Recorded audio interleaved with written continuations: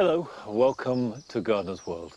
This is a clematis, and it's one of the late flowering clematis, which means that it doesn't produce any flowers at all until June, and sometimes not till late June, but will go on producing a mass of small, beautiful flowers right into late summer and sometimes into autumn. And it produces all those flowers on new wood, which means that you can prune it right down to the ground. And then you'll get new growth, all of which will bear flowers. Whereas if you leave it, all you'll get is progressively more and more brown, seemingly dead growth low down, and then a few flowers high up as the new growth gets higher and higher. So we'll take this right down here. I'm going really low. So I've just got about 6 inches of growth left. Now clematis really likes to have plenty of moisture. So when you've pruned it, mulch it thickly. Apart from anything else, as well as feeding it, that will keep the moisture in the soil. And if you're planting new clematis, add lots of nice loose fibrous compost or whatever you've got, and that will hold the water and the roots can get in there. Apart from that, there's nothing you need to do. This will grow. You try stopping it. It'll grow and it will flower and it will look glorious.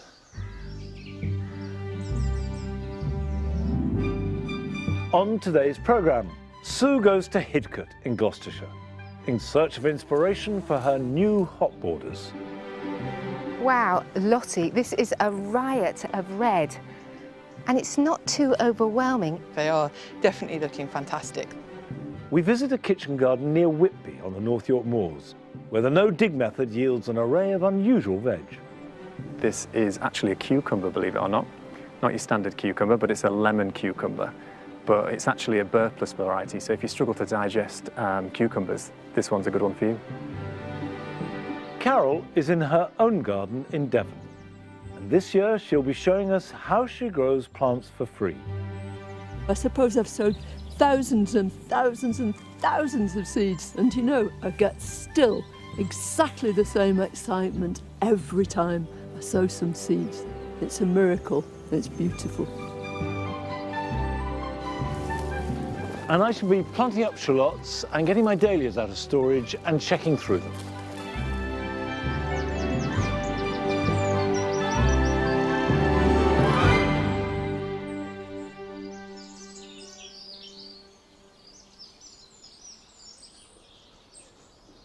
Good boy.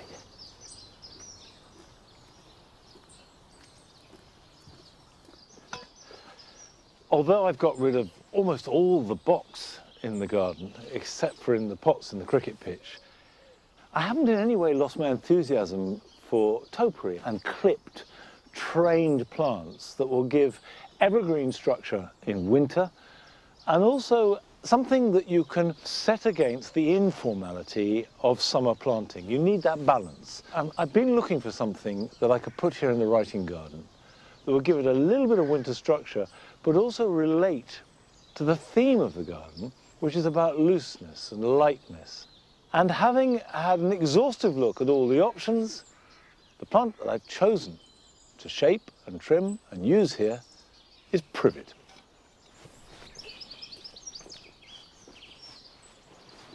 Now privet, rightly or wrongly, has a pretty unglamorous image. And we've all seen hedges that have been allowed to grow out and they get bare at the bottom and a little bit top heavy on the top.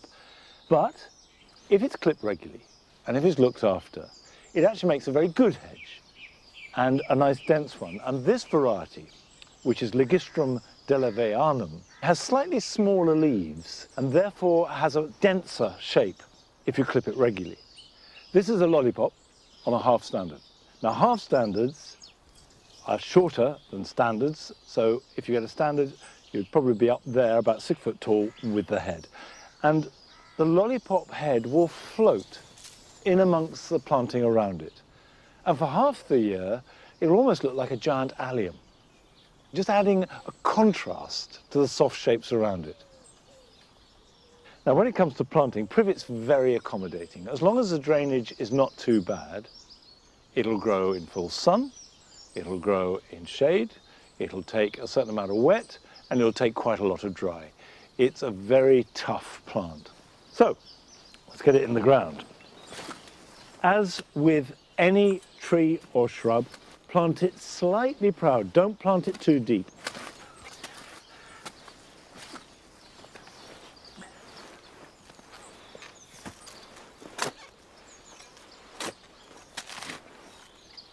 But I just want to see where we are.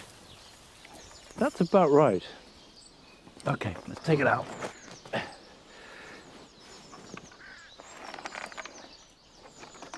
Now looking at the roots, that's lovely. It's not root bound, you can see the roots, perfect. At this stage, the thing to do is to break up the bottom of the hole. And that gives the roots a chance to get down and also to improve the drainage. I'm also breaking the side of the hole so that the roots can go sideways. Don't add any goodness underneath it. All you'll do is encourage the roots to stay in that hole. And what you want them to do is to grow out into the soil. So we'll pop that in. And you see that that's slightly proud of the surface of the ground. Perfect.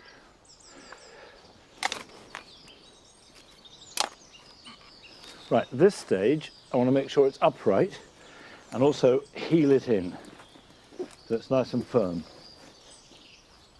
Now, what you have to do when you plant any woody shrub or tree, particularly at this time of year when it's growing, and it doesn't matter if it's going to rain or has been raining, is water it. Give it a good soak.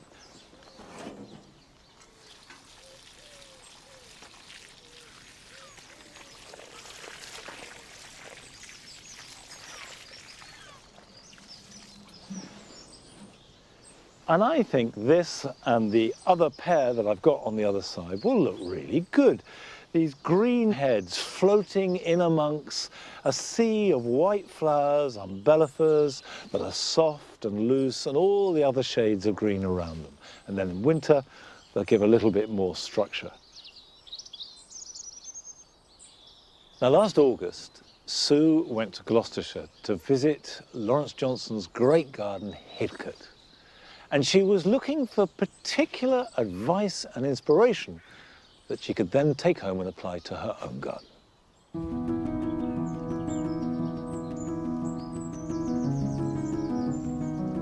Visiting gardens at this time of year with their fantastic late summer planting schemes is a must for me. It shows me how to develop my own borders. I've got a couple of areas in my garden that need a bit of a rejig. I want to be more creative, make more of an impact, and choose plants that are going to take me through to autumn.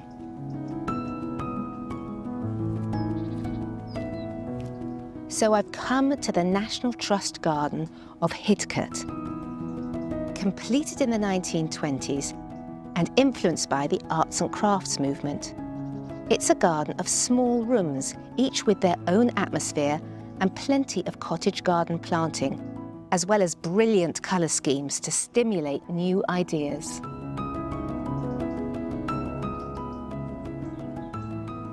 I love white plants. I find them so calming in the garden. And I've created a strip in my lawn that has got lovely white plants in the spring, but I need some plants to take the border into late summer. And I've got a lot of lovely choice here. I can see they've got the phloxes with their lovely bright green leaves. They're hardy, and the additional thing they give you is scent. So at night you can go around the garden and have these sort of lanterns of light and this delicious perfume. Behind them are these spires of Veronicastrum virginicum album, and they look, I think, like candelabras, and they're absolutely packed with bees. If I had to take just one plant away with me, it would be the Veronicastrum.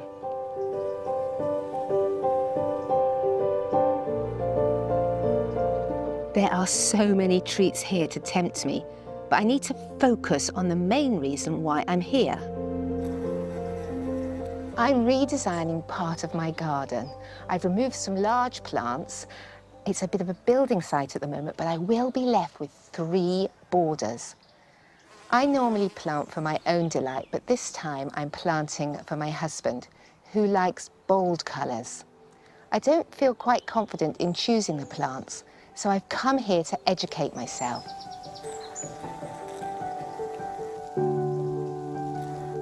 I'm told there is one border here which will have just what I'm looking for, and head gardener Lottie Allen has joined me to give me some advice. Wow, Lottie, this is a riot of red, and it's not too overwhelming. No, it's the perfect time of year to see the red borders. From now on, they're looking fantastic. And over here, there's a group of bright, vibrant reds. That lobelia with its lovely red stem, I thought it needed really moist soil. This is Queen Victoria. We bring them on every year, so we tend to bring a few on in the glass house in case we get very cold weather, but the rest come up as perennials. And the soil is moist. It's a good fertile soil, but I wouldn't say it's damp in that sense, and it seems to work quite well here. One of my favourites actually is Salvia Royal Bumble. It's this one here. Well, that's rather pretty. It's a fantastic one and really full of flower. And behind you, I can just see, look at this beautiful clematis. And it looks so wonderful against the cotinus, doesn't it? And the lobelia stems. What's that one? This is a Viticella, but it's Kermesiana. And this crawls up through the cotinus and takes itself and really sort of moulds itself into the borders. And you get a bit of texture and the foliage as well as the colour as it runs through the different plants. That is an absolutely fantastic use of clematis. I'm so taking that idea on board. This is another great combination of plants that we've used in the red borders, things like the potentilla, which is monarch's velvet. I've just bought a potentilla. Is it worth deadheading? I think it is. They're kind of multi-headed, so it's quite difficult to do little bits in between, but I think once each head has gone, to take them back is worth it. So the persicaria, it's pink, I think. Someone's pink is another's red, isn't it? It is. So you've got all these tones, haven't you, sort of reds almost to purples, and the use of shrubs at the back, you know, really is a great foil, isn't it, for the green and the little pops of persicaria flowers. Definitely. With the persicaria or bistorta, that colour is almost very close to the berberis, isn't it? So those two kind of bring those together, and then with the bronze leaves of the dahlias.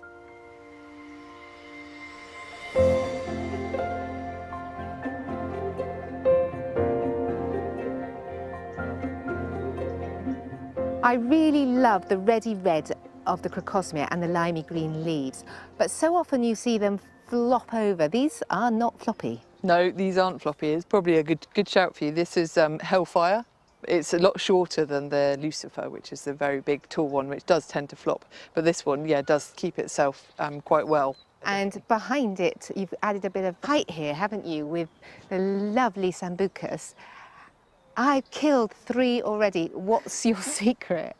I'm not sure. I think maybe you've got very dry soils, and maybe this is slightly more moist. It's a reasonable fertile soil. It's been gardened for a long time and probably does hold a bit more moisture than So if I find a moist position, and perhaps with a little bit of shade, yeah. I'm going to try again because they're so structurally beautiful.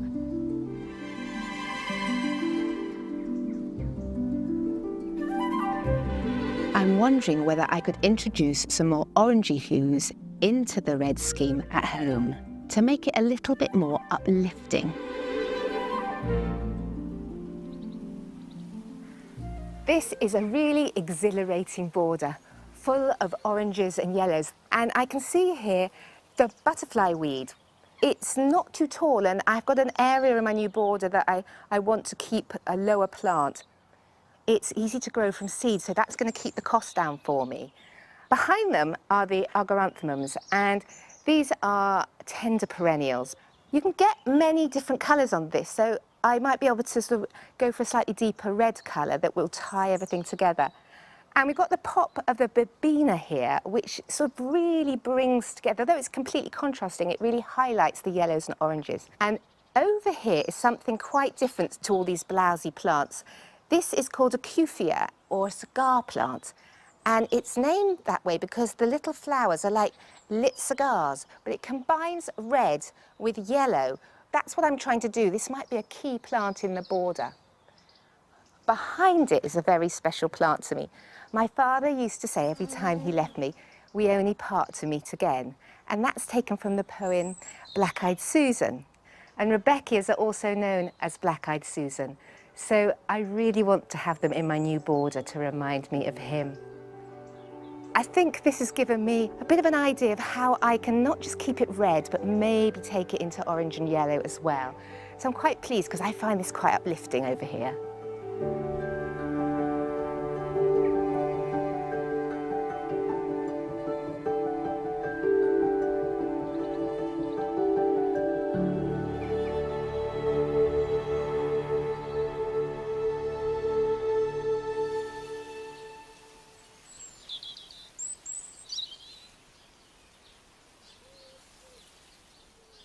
Most of the colour at this stage of spring is focused here in the spring garden. And we're just grateful for whatever we can get. We don't try and curate it in any way. So from that first snowdrop in January to the last tulip in May, we're happy for it to be random and jumbled. But of course, it does always have the same palette. You have the yellows of the daffodils, and then the smoky pastel colours of the hellebores and the blues of the pulmonaria and the muscaria and the scillas coming through. And what I would say to Sue when you're establishing a hot border is go easy on the red. Red can suck in light and rather flatten colours, but I'm sure Sue will discover all of this, and creating a border using colour as a theme is a really good way to go about things.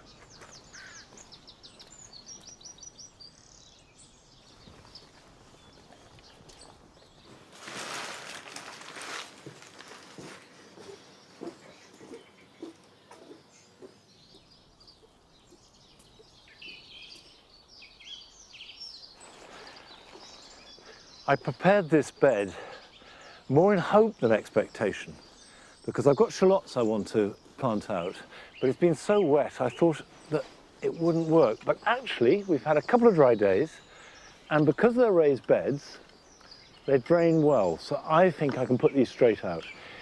They don't like sitting in too wet, cold ground, so if you haven't got any space on your allotment or in your garden ready, you can put them into plugs.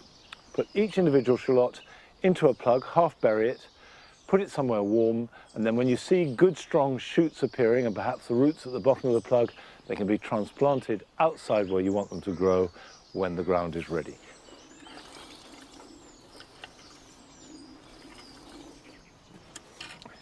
I've got two varieties this year.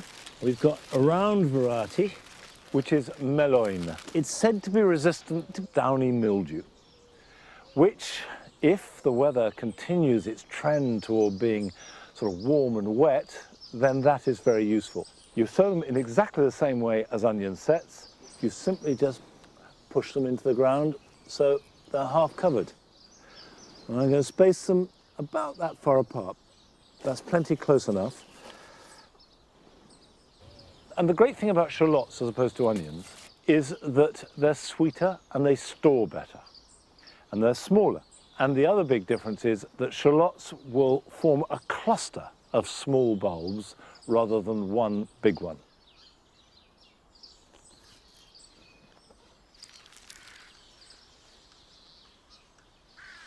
Ned has found in the garden this very, very beautiful yellow ball. Can I just see it? Oh, it's lovely. Not only is it yellow, but it's bouncy. And that's made Ned very happy. Good boy. The other variety I've got is more familiar. It's a longor, and the name is connected to the shape. It's torpedo shaped, so it's long and slim, and they're very tasty, very good, and they're reliable. If you haven't got raised beds and you've got heavy soil, it is quite a good idea to add a little bit of grit or sand to it, and obviously plenty of organic matter, just to make sure that drainage is good. Now, the biggest problem over the coming weeks are birds.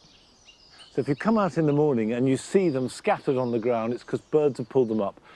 And if that happens, what I do is I put some fleece over the top, peg it down and leave it until you can see green shoots. And if there are green shoots, that means there are roots. And if there are roots, then they're anchored into the ground and then they'll be fine.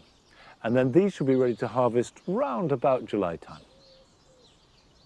I've been growing veg all my life, but we went to North Yorkshire to visit somebody who has created a new veg plot as part of a big change in his life.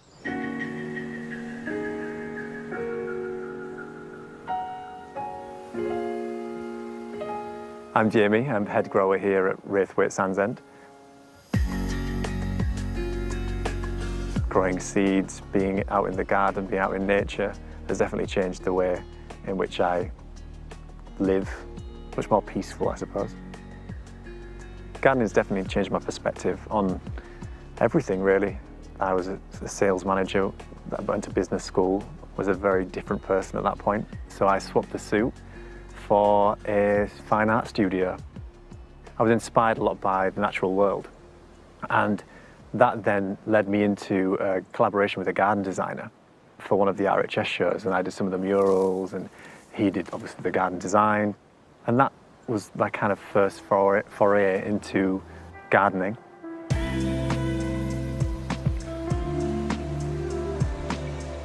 So the kitchen garden is around 900 square metres in total, 3 50-foot polytunnels. It's on a north-facing hill, about 30 degrees. We still grow a large variety of things that you wouldn't necessarily grow, like Aztec broccoli, tons of different varieties of tomato, courgette. We try and grow interesting varieties that you wouldn't necessarily find in a shop. The garden was set up with the soil health as the kind of primary concern. And because of that, the best way I know of to cultivate healthy soil is utilising the no-dig method. That process, essentially, you would mulch the ground with a medium such as compost, and you wouldn't till it into the soil. You just add a mulching layer, which then feeds the soil life, and then in turn the soil life help feed the plants and create a symbiosis with them, which is what we're aiming to cultivate.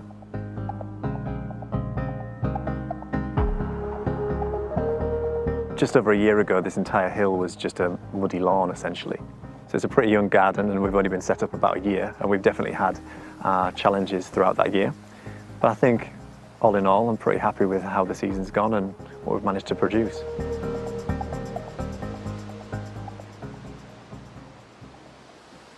So this is horizontally, or Aztec broccoli, and it's slightly different to its namesake, broccoli, because it's far more prolific. It originates from Mexico, and it was used by the ancient Aztecs as a ceremonial plant. It's one of those plants that you can just pop in and not really have to worry about. No pests seem to like it. I haven't found one that likes it. The more you pick, the more you get. As it matures, it turns red, and the leaves turn red as well. Both the seed heads and the leaves are edible. It's kind of like a cross between spinach and broccoli, but the leaves are far more robust when they're cooked than spinach. So all in all, it's a great plant that I would definitely recommend growing. So prolific, and no pests like it, so that's always a plus in my book. So we've really struggled with wireworm this year, and that's because we've essentially mulched out that grass layer. And click beetles, which is the adult, they lay their eggs within lawns or dense vegetation, and then you cover that over with your mulch layer. And when the larvae hatch, they're called wireworms, and the only thing that they have to eat is the roots that you're planting, because you've mulched away the roots of the vegetation underneath. So you don't actually know you've got a problem until your plant's dead and gone. So there's a couple of things you can do. The easiest thing is a decoy or a trap crop, something like a radish, which is fast growing, or just popping in potatoes around the area. If it's really, really bad, just sow the mustard thickly in the bed, let that grow, and then incorporate it just in the top layer of the soil.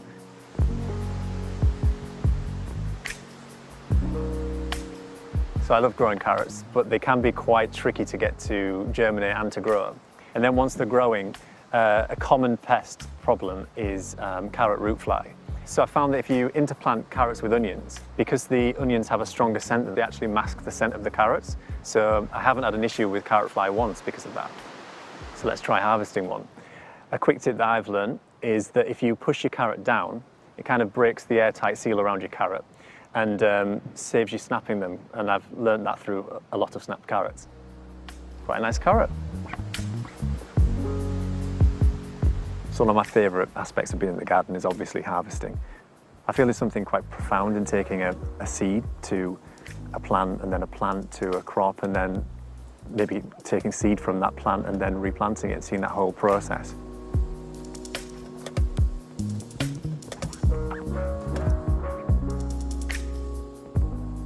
So this is one of my favourite tomatoes I've grown this year.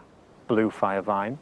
Starts off deep blue and then ends up this kind of reddy, purpley colour with golden stripes. It's a really attractive tomato and it's also very tasty, which always helps.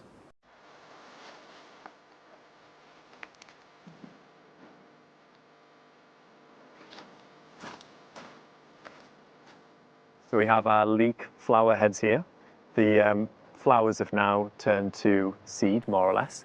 Leek seed is one of those things you have to be quite patient for. It takes 2 years to be able to save seed from leeks. They're lovely big pom-poms on big stems and the pollinators love them. They can't get enough of them whilst they're in flower.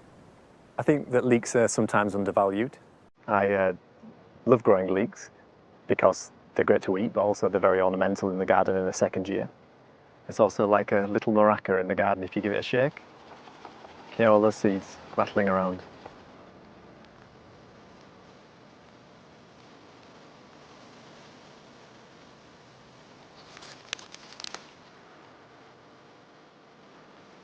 So this is quite an interesting one. This is actually a cucumber, believe it or not.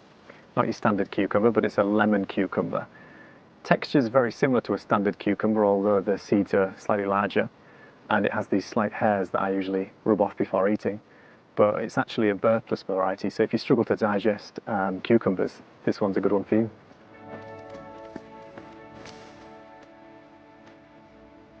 The harvest basket wouldn't be complete without a few edible flowers. So we've got some nasturtium in there. And this is our late summer harvest from here on the northeast coast. Pretty happy with that harvest. It's been a very challenging location, a very challenging kind of garden setup, but the extra challenge adds to the sense of achievement, I suppose. I just try to steward it the best way I can, and yeah, I'm really proud of it.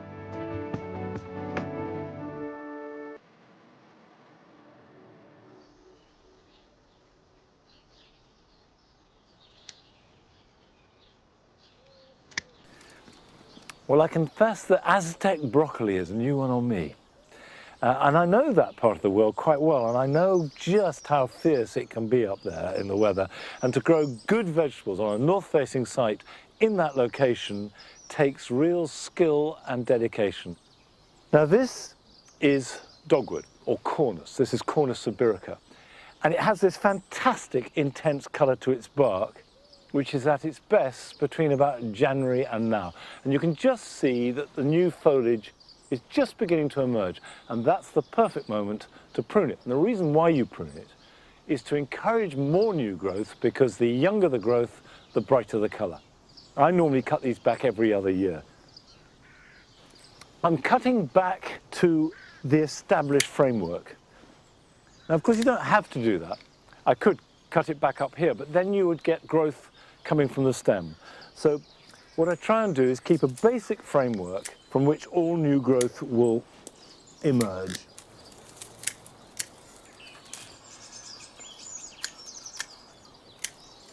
It looks brutal, but trust me, that will grow back very quickly, and this time next year have that really intense colour. And all these shoots here will make good hardwood cuttings. But actually the best material comes if you've got something about the thickness of a pencil. A shoot like that, for example, we can take the top off. Now I could push all that in the ground and that would do, but actually it will make two really nice cuttings. So we can go one there, and then we'll just take the top off that. You can just push those in the ground where you want them to grow, and there's a very high chance that they will root and grow without any trouble at all. So, if I wanted a new plant here, just push that in like that, so it's about halfway buried. The only thing to remember is make sure that the top part is up, And so what I do is the bottom I cut at an angle and the top I cut flat. There we go.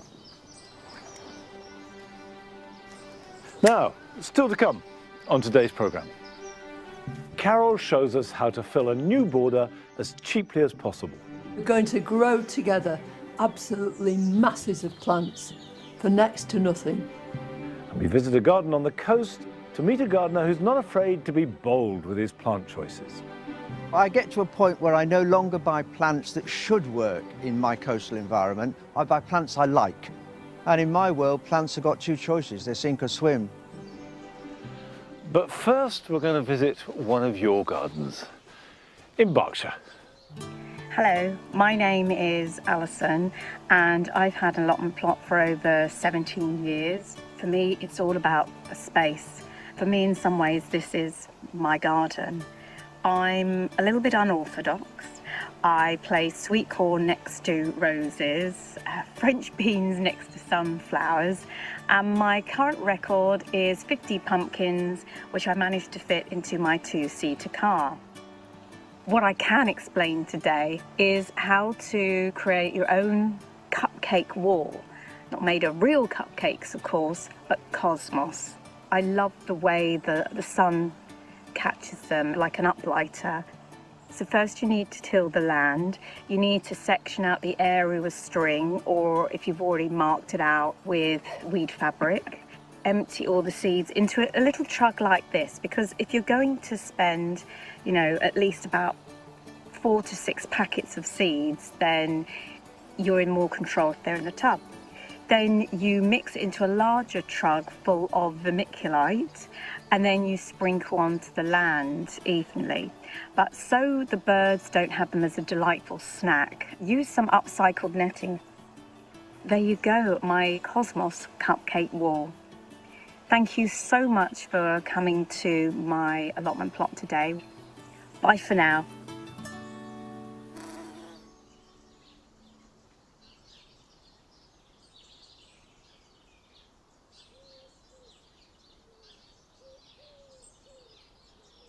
Well, thank you, Alison. I think the cosmos look fantastic, but then I think all cosmos looks fantastic. It's one of my favourite plants. Now, in amongst this newspaper and cardboard box, I've got dahlias. And at this time of year, it's a good idea to get dahlias out of store.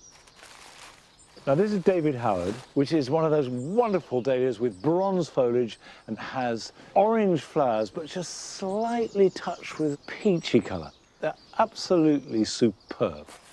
And we store our dahlias because we've tried leaving them in the ground, but the combination of our wet soil, heavy rainfall, and bouts of extreme cold is disastrous. And so we lose more than half of them. So we lift them all before the first frost, clean them off, cut back the tops, and store them. So if we take these out, and what I'm looking for is to see that they're not too dry and not soggy. Now that's good. I'm feeling to see that they're firm, because if they're at all squidgy, I want to remove that tuber, but that's fine, it's healthy. So what I'm now going to do with this is pot it up, protect it from frost and gradually harden it off. So by about mid-May, we can plant them into the garden with foliage that's about that tall, which means that they will flower earlier and are off to a nice strong start. Now, I've got an old pot. This is quite a big pot, but it's a big set of tubers. The compost wants to have reasonably good drainage, but any peat-free compost will do the job. So we'll pop them a little bit underneath it, like that. Stick the tubers on. And the idea is to have it so it's below the surface. It doesn't have to be too deep, but just covered like that. And of course, really importantly, label it. So I will water that, and that will start to throw up shoots quite slowly, probably in about a month's time. And then once it does get going, it'll grow quite fast. Now we're going to Devon to join Carol in her own garden for the first of a series of visits, where she is going to show us how to propagate a wide range of plants to fill a border for free.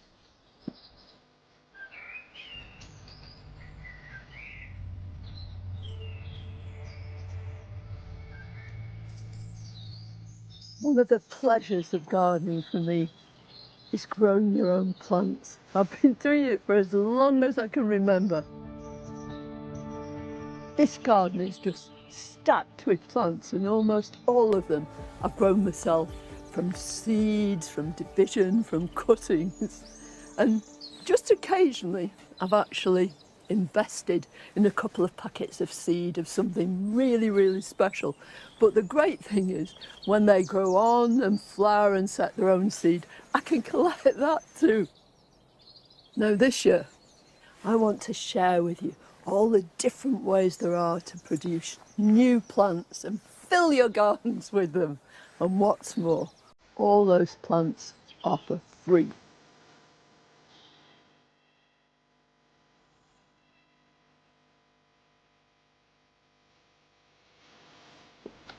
Seed is just such a miraculous thing, isn't it? And all we're doing when we sow our seed is emulating nature, really. I'm starting with seed, but I'm going to be doing all sorts of propagating right through the year. And I hope you'll propagate alongside me and we can compare notes and see how things are getting on, and we're going to grow together absolutely masses of plants for next to nothing. So this is what I'm going to start off with. This is a cosmos, it's Cosmos Purity. I absolutely love this. It's an annual, so it'll grow, flower, on and on, right the way into the autumn, and then it'll die. But before that, I'll have saved some of the seeds so we can grow some more next year. So all I'm going to do is surface sow it. It's a huge temptation to sow the lot, but don't. Sow it as sparsely as you possibly can, so there's plenty of room in between for each seedling to actually develop. I'm using seed trays, but you can use anything at all as long as it's got some holes in the bottom. So stuff like this, fruit punnets, absolutely ideal. Although this is plants for free, it really is worth investing in a bag of seed compost. Don't be tempted to use your own compost, because it's full of pathogens. Pathogens are organisms that can cause disease. You need to start off with sterile compost to grow strong, healthy seedlings. So what is it about seed compost that's so wonderful? It's very, very free draining. At the same time, it retains adequate moisture to keep your seeds going. And it's very, very low in nutrient, because those seedlings really don't need any of that at all. All they've got to do in there is germinate, send down their roots, put up their first shoots, their first true leaves, and then you're going to be moving them on into something else. Now, I know there are all sorts of jokes made about me and grit, but it's an absolutely wonderful substance. It helps drainage, and the seeds can see the light. And then I'm going to use this. Well, you can use another seed tray. If you're sowing in a pot, use another pot, and just press it down gently but firmly to make sure that those seeds are in intimate contact with the compost. Really vital. Then I'm going to lower this seed tray into some shallow water and then put it in a nice bright place. Now everybody says, well, it's all right for you because you've got a greenhouse, but it doesn't matter. My mum used to grow thousands of seeds and she always just put them on the kitchen windowsill. In fact, she used to run out of space sometimes and go into the living room too. I can remember being a little girl and my mum was really excited and she grabbed me by the hand and she pressed these seeds into my hand and she showed me how to make a little hole and push one in and then just smooth the soil over the top. A couple of weeks later she took me out again and magically there were these pairs of round leaves. I suppose I've sowed thousands and thousands and thousands of seeds since. And you know, I get still exactly the same excitement every time I sow some seeds. It's a miracle. It's beautiful.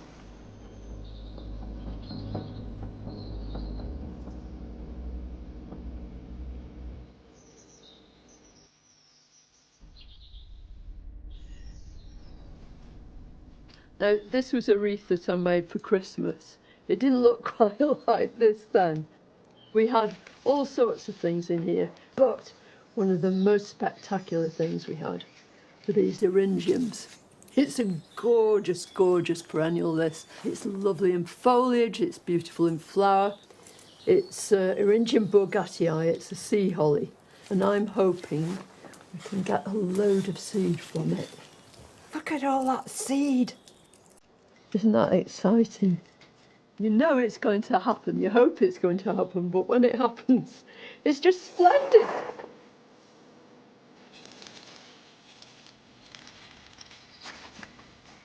Oh, just to feel the sunshine on your face, you just feel as though everything's alive and everything's started. The joys of spring.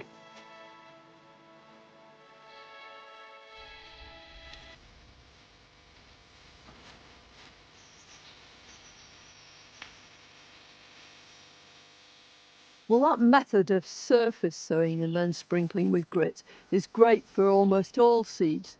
But if you're dealing with big seeds, then you can do something called station sowing. So the idea is that each seed gets its own individual compartment. And the great advantage of that is that when you come to move those plants on, instead of having to lever them out of the seed tray, you can just push them out and plant the whole thing out, which means there's no root disturbance. So this is an ideal method for really big seed, like sweet peas, chard. Now, I've had these module trays for 40 years or so, and every single year I've sown into them. So although they're plastic, they really have been recycled over and over again.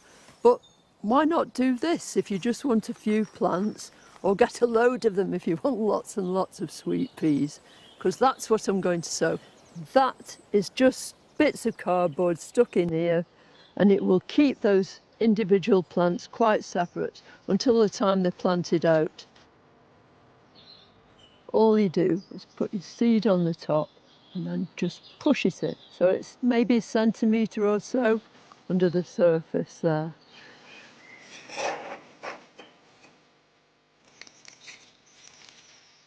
And it's got all the makings of a new plant. There you are, you're all tucked in. In a few weeks' time, we can check on our seeds, and then I'll show you the next step, pricking them out. I'm also going to show you how to get even more plants for free by dividing them, the art of pulling plants apart. We'll also learn about taking cuttings. This bed here is what I'm hoping to use to put absolutely everything we grow during this season together in. And I've also got a great big pot, the kind of pot that you could grow if you've just got a yard or a balcony. Whether you're brand new to gardening or whether you've been doing it for absolutely ages, I really hope that you can grow along with me in this sort of wonderful experiment, really, in just trying to grow loads and loads of plants. And what's more, plants for free. Plants for nout.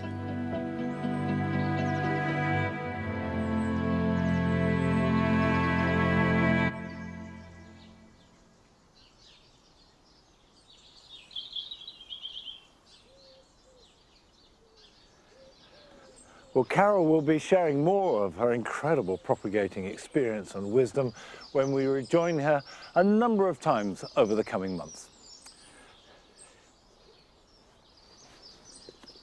Last October, I divided one single fern, a Dryopteris felix mass, which I planted some years ago down the Lime Walk, and out of it made 9 new divisions.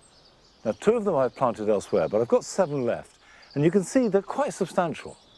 And I'd all along been thinking they would be ideal for this position along this wall. This is the shadiest part of the garden. That is absolutely north-facing. So for half the year, there's no light here at all, but ferns thrive in cool, dark places. And Dryopteris is very adaptable. Some ferns need it to be wet all the time. Some ferns really need bone dry. Dryopteris will grow in dry shade and it will grow in damp shade. So it's perhaps one of the best ones to start with. But what they won't take is full blaring sun. That's no good. They do need at least half the day in shade. So, let's place them. And in these pots, I've got Dryopteris. And if you've just got a pot, they make a fabulous plant in a shady corner. And as for planting, dig a hole and stick them in.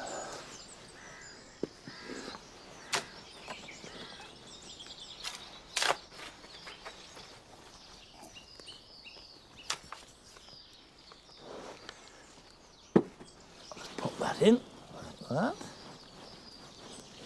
Keep the crown above the soil level. Don't bury it.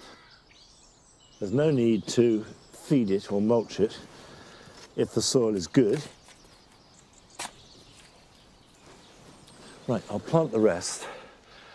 And as I say, I'm looking forward to seeing this sort of rhythm of ferns against the terracotta brick. Quite simple, but I think very effective. Now, when it comes to growing conditions, I don't think you will find any garden in the land that is more different to Longmeadow than that belonging to Jeff Stonebanks, down on the south coast.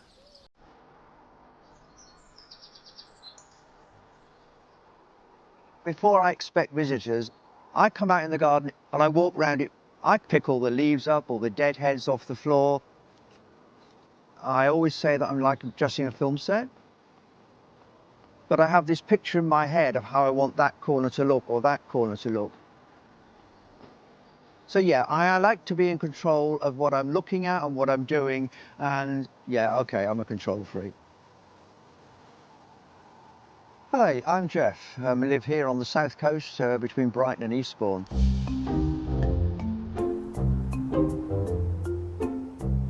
There's nothing between us and the sea, which is a quarter of a mile away. So it's a difficult garden to maintain. The front garden is totally exposed and gets 50, 60 mile an hour winds during the height of the winter and the gales and the storms.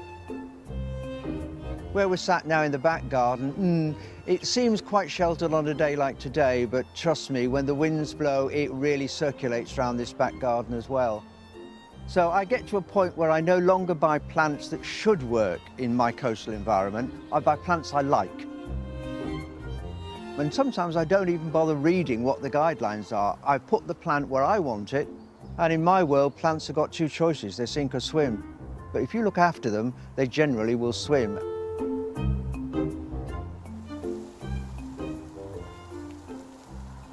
I love these plants in the garden, these buddleias behind me. The one I particularly like is the magenta there. They're a fairly new innovation, and they've been grown primarily to grow in patio pots. But if you do as I've done and put them in the ground, they will grow to about head height, which is perfect for deadheading. And one thing buddleias love is to be deadheaded because they will just keep producing flowers. And in producing flowers, you'll attract more butterflies. The good thing about them also is they're a little bit drought tolerant. And importantly, you cut them right back to almost nothing in the winter and they will come back and grow beautifully year after year.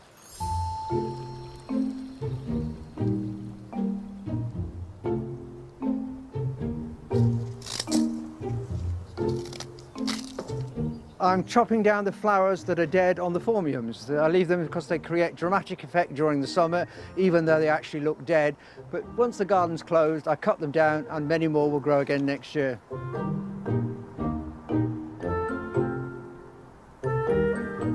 People that visit say, does your partner help you in the garden? And I have to say, A, he probably wouldn't want to, but B, because I'm a control freak, I like to have a finger in every pie. So it's pointless me saying, go and get somebody else to do this or bring somebody else to do that, because at the end of the day, they probably wouldn't do it right.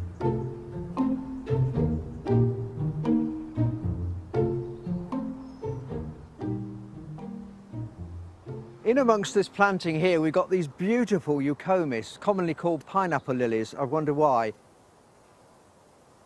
They're in two different containers. They come up religiously every summer and produce these stunning displays. I tend to leave them until they've died back and then obviously cut the dead flowers off when they've gone brown and just lift the pots and put them back in the greenhouse for the winter. And they've come back and work wonders every year.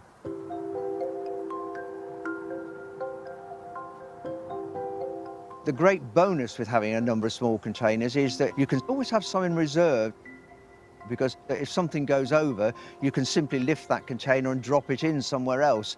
A trick I learned from the King when I visited Highgrove a few years ago and was avidly watching some gardeners titivate some pots behind the house, and they didn't look that attractive at the time. They then set about lifting the innards of the urn out and dropping these pots of tulips in. Perfect instant gardening.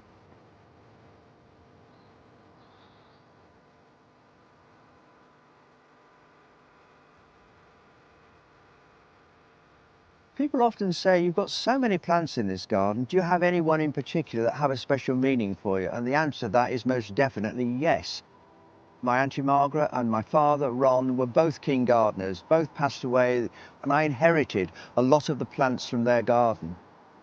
One is a fuchsia genii, still in the same pot my aunt planted it in. And adjacent to it is an Empress of Prussia fuchsia that my father bought my mother for their ruby wedding anniversary many moons ago.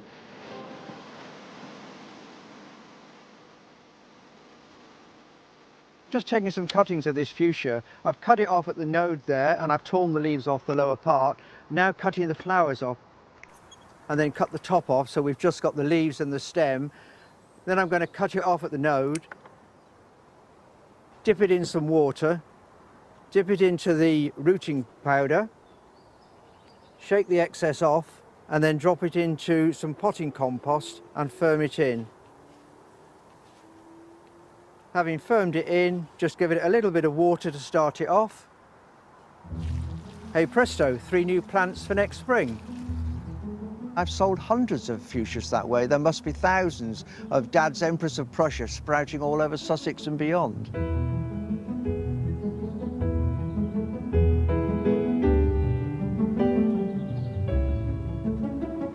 People often say to me when they see the garden, did I know much about gardening? But to be honest, no, I'd never really gardened at all before we came here. There's no expert on your garden other than yourself. It's no good listening to what others say or looking at books because they're textbook answers. You are the only expert of your own garden, and sometimes you just have to take a chance. Having a bit of courage and just going for it is what I would recommend to any gardener.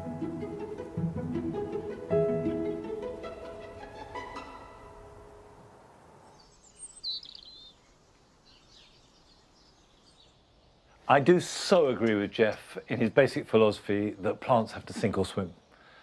And by that, I take him to mean what we do here is if they want to be here and they're happy, great. If they don't try and grow them, because nobody can grow everything. On the other hand, I also agree with him, is give it a go.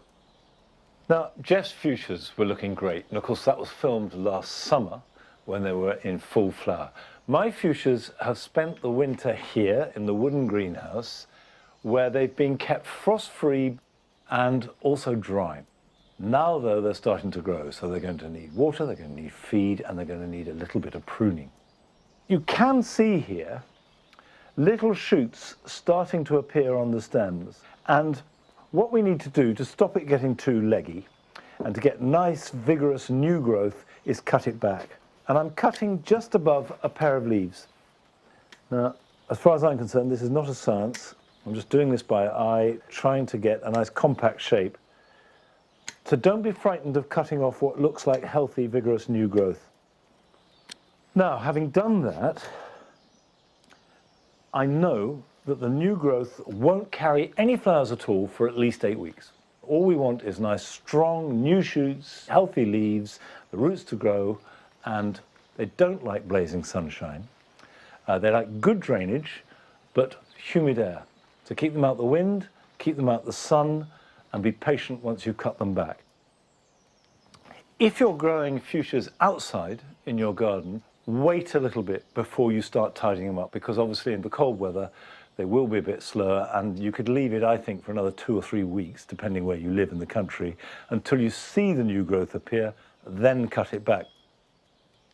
Now, I will do all my fuchsias, but at the same time in here, I've got pelargoniums. And to get a compact pelargonium with lots of new shoots and therefore lots of flowers, you do need to be brave and cut back. So in this case, for example, I could cut back there, and I think here,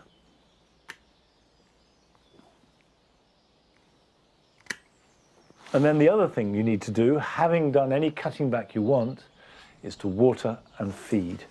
So give it a drink. And what I do at this time of year is let it soak through and then give them a liquid feed, because the compost will be very dry and you want it to absorb a little bit of moisture, and actually it will then absorb the liquid feed all the better. Otherwise the liquid feed has a tendency just to run straight throughout the bottom. So once you see it coming out, and you can see it's coming out of the drainage hole there, I've got a seaweed feed here, and then these can be fed weekly and watered weekly.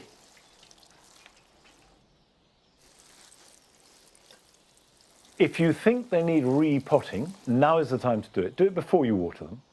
And don't be tempted into going into too big a pot. A rule of thumb is you don't need more than an inch of fresh compost around the outside of the existing root ball and compost. The jewel garden doesn't have a lot of colour in it at the moment, but it does have a real sense of change. Now it's coming back to life. Obviously, you've got all the allium foliage and the tulips. You have the Iris sibirica, which sort of almost looks like grass coming through, and then the silvery fronds of the cardoons. And you know that before long, the growth will be enormous, because in midsummer, you can't see through at all. But just for a few weeks now, there's a real sense that everything is just bubbling under the surface and it's going to explode. That's it for today, and of course next weekend is Easter weekend, very early this year. So we will be back here at Longmeadow at 8 o'clock next Friday, which is Good Friday, and I'll see you then. Bye-bye.